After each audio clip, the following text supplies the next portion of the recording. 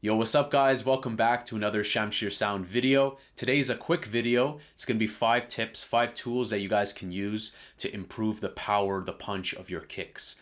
In particular, like EDM kicks, electro, big room, house. First, let's just jump right in. I'm going to talk about Fruity Blood Overdrive. So this is the kick we're working with right now, key of D, a Cashmere big room kick. So something simple, nothing too complicated. Fruity Blood Overdrive is an excellent tool for distortion. It can really bring out great harmonics out of your percussion, your kicks. You can use it on synths. In this case, I want to do something simple so that any producer, beginner, intermediate can really grasp this and get quick results. So without further ado, let's just jump right in. Fruity Blood Overdrive is going to look like this. I'm just going to go ahead and crank up this preamp. Now, yeah, the kick is louder, but we do have kind of this more oomph and a little bit more floor. What you can do, a little bit more low end floor. What you can do also is crank up the color. And I usually leave this. I did use this too also on my track, Un Forastero, that big room track where really the kick is the highlight, and Blood Overdrive really made it punch, that kick. Playing around with color, on the subject of color, we'll add a little bit more air on the high end or darken the kick. So be careful. You don't want to add too much hiss, such as this.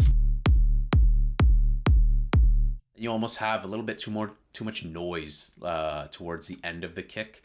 Somewhere in the middle, usually depends on what you're giving. You don't want it all the way on the left. I mean, you could, but it's gonna also perhaps take away a little bit from the air of the kick, the slap, the bite. So this is so simple. Really, the key is just preamp. Just play with the preamp. Experiment with the other stuff. 100x is going to go too ham. It's just going to make it distort heavily. Here I want to show you guys tools, and the purpose of this video is to show you quick, immediate results to make the kick thump more low-end floor. So let's move on to the next one. Again, here's the default. Let's add SoundGoodizer. Now, SoundGoodizer, as you know, is one of my favorite plugins. It doesn't work on everything. It doesn't always work. It's situational. What is SoundGoodizer, if someone doesn't know? It's just kind of like maximizer presets, consolidated, made basic, multi-band compression, limiting, this pumping effect that you get. And it can really make elements punch through the mix. It can also assist with correcting strange stereo imaging issues, for better or for worse, because if you have something super wide and you use A, it's going to make it more in the center. However, with a kick, of course, we usually 99% of the time want that in the middle. It's very rare where we have a kick on the stereo. Sometimes we have like air or noise or something stereo, but the kick's body is center. It's central.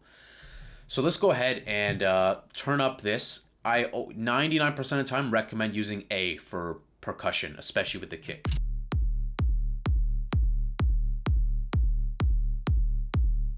Now let's turn it off and on. Now how about we combine this? Let's combine Fruity Blood Overdrive. Let's put Fruity Blood Overdrive below SoundGoodizer. We'll turn this down.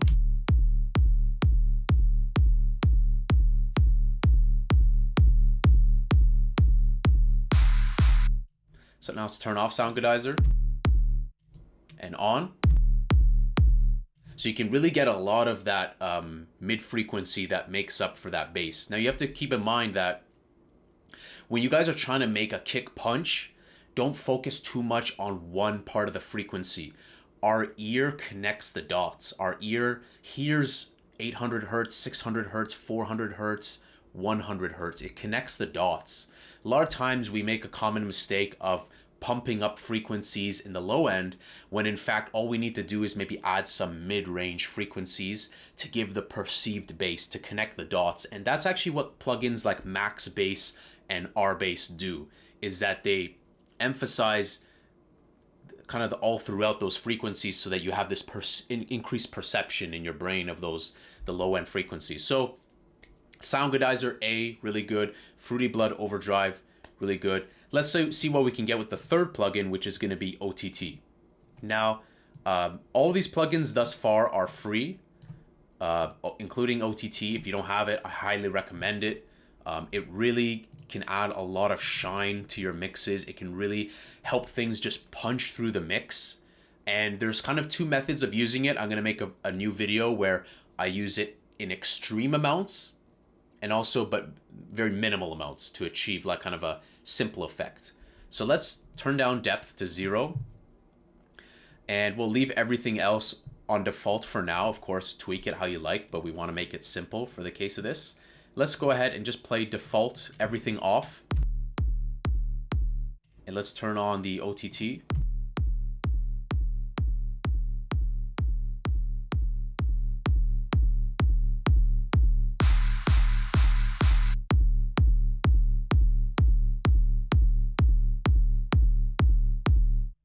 Now what this is doing, it's doing downwards compression and upwards compression. So it's going to trim down like elements and kind of make it flatlined, but it's also going to bring some stuff upwards. So frequencies that were quiet, elements that were quiet are also going to be pushed up. So it's going to have this squashing effect, similar to SoundGoodizer. I mean, you could try to combine all these or use one by one. In this project, all I was using was Fruity Blood Overdrive and Oxford Inflator, which we'll talk about as the last plugin, which is super, super good. But OTT, you can also use, play around with the upwards. Like if maybe you're getting too much low-end frequencies and whatnot, you might want to back off the upwards and focus a little bit more on downwards compression so you can kind of keep it tame. But the idea here is you're really going to get it to pump when you use plugins like OTT. Can we use 3 of them, like SoundGoodizer, Blood Overdrive, and OTT? Let's try it out. Let's see. Let's put OTT first. Maybe let's put Blood Overdrive next. But I was thinking SoundGoodizer. I mean, even these two, we have like a 0 dB slamming kick. So again, possibilities are endless. I wanted to talk about just the plugins that get fast results. So that leads me to my 4th plugin, which is going to be R-Bass. Now, the Renaissance bass is something that is so easy to use, but so good. And the R-Bass really helps, especially guys, if you have a kick that is just like, it's good, it's punchy, it has elements you like, it has a nice slap, but maybe it just doesn't have the body you're yearning for. It just doesn't have that low-end sub. And you're just thinking like, what do I do? Do I layer a kick? What am I supposed to do? I recommend just turn this all the way down. Turn the intensity all the way down. Now this is just the output knob, so you can leave this at 0. Let's go ahead and listen to the kick again, default for reference. Now let's turn on the R-Bass.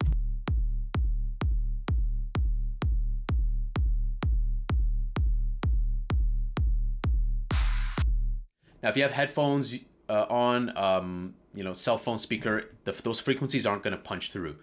But this is essentially saying this is the input bass, this is the output, the harmonics being generated.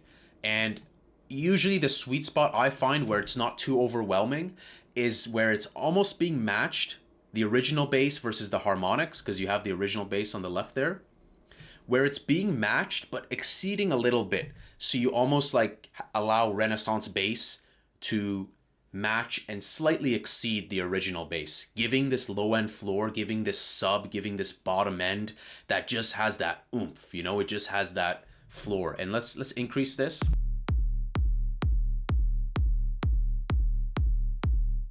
Now let's make it more perceivable. Let's bring up our bass. Now again, you might notice that some of the stereo went away, so you might want to use R-Bass mono, you might want to use R-Bass stereo. This is going to put everything in the center. Let's move it up in the chain and let's put it behind Blood Overdrive. And let's crank up Blood Overdrive.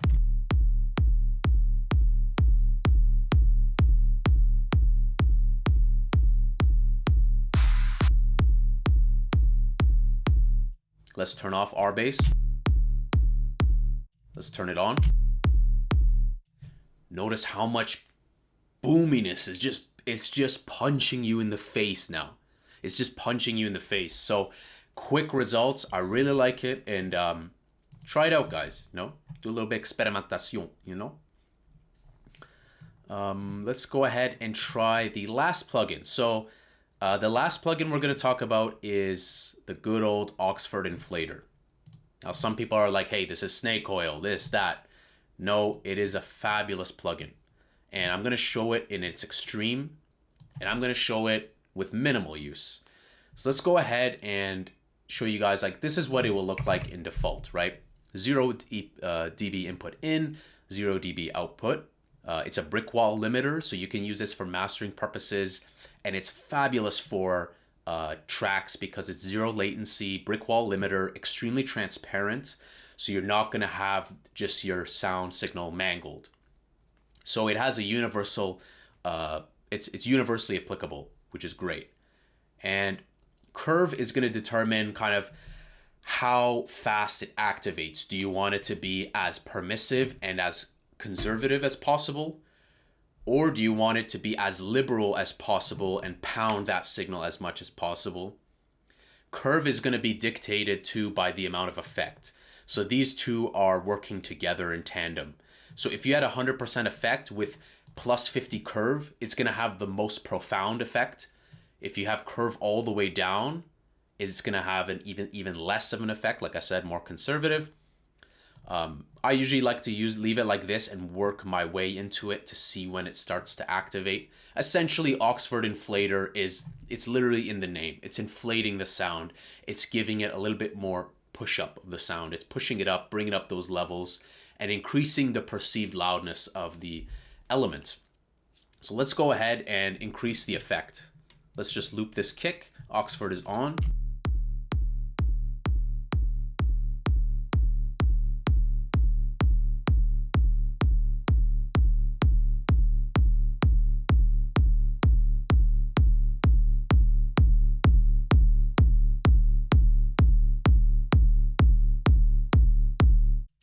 Now, even that, it's like hitting -2, -3, but it's like, it sounds louder. This is something that I don't like go in and just do 100%. It's very rare where I've blasted this very high. Usually on my tracks, I'll put it to like where I can hear it kick in. So let's do kind of something like that. But again, guys, do whatever works for you. Because again, it's always going to be situational. Let's turn on our bass. Let's turn on Blood Overdrive, and let's add just a little touch of Oxford Inflator. Pull that all the way down.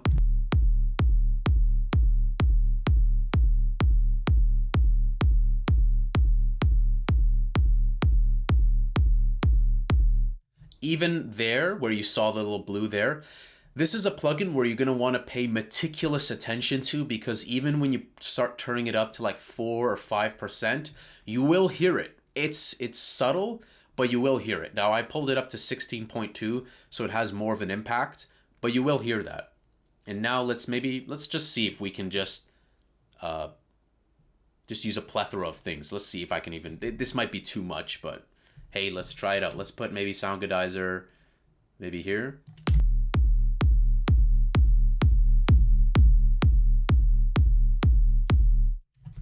This is a situation where I'd back off and not use this because it's just adding too much. What about OTT?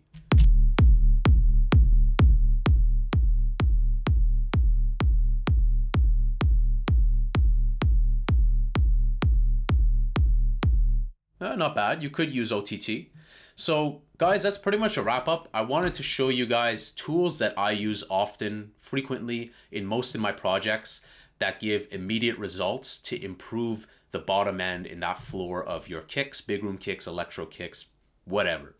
And I've gone more often to using simple tools because I find that if I try to do something scientific and like add all these weird things, it takes away and it makes it too overwhelming and a chore. So I hope you guys liked this video. If you guys enjoyed this, remember to smash the like button.